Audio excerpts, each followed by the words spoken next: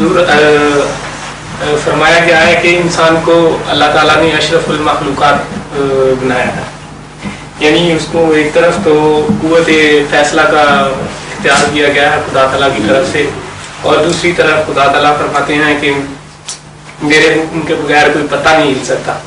تو کیا اگر کوئی انسان کوئی برا کام کرتا ہے تو کیا اس پہ خدا کی رضا شامل ہوتی ہے؟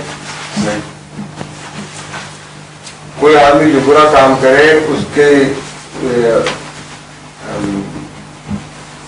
کسی لحاظ سے بھی خدا تعالیٰ کو اس کا ذمہ دار قرار نہیں دیا جا سکتا، سوائے اس کے کہ خدا تعالیٰ نے اس کو اختیار دیا تھا، اس سے زیادہ ذمہ داری نہیں۔ یہی اس کے لیے اس کی تربیت ہے۔ اس لحاظ سے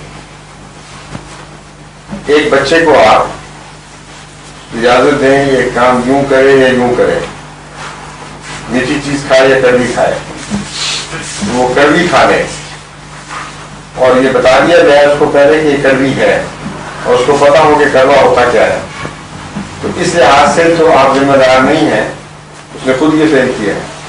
لیکن آپ زبردستی روک بھی سکتے تھے، آپ کا زبردستی نہ روکنا یہی صرف آپ کی ذمہ داری ہے، سمجھیں گے نا؟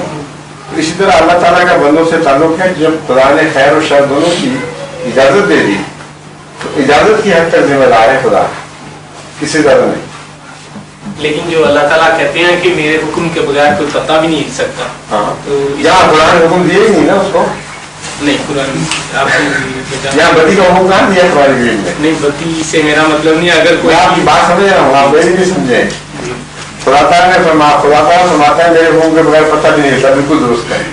اگر خدا نے حکم ہی نہ دیا ہو بدی کرنے کا تو پھر انسان آزاد ہو گیا نا، تو خدا کے حکم کے خلاف نہیں کر رہا وہ کن معنوں میں۔ اگر حکم دیا ہو بدی کا تو پھر وہ مجبور ہے، لیکن یہاں خدا نے حکم کو اٹھا دیا ہے، یہ اور صورتحال ہے، یا حکم کو سسپینڈ کر دیا ہے اور اس کو اختیار دے دیا، یہی حکم ہے خدا کا، اور یہی حکم چل رہا ہے۔ یہاں خدا کا حکم یہ ہے کہ تم مختار ہو گئے ہو، یہاں تو اس کا حکم چل رہا ہے، ہم مختار ہو گئے ہیں۔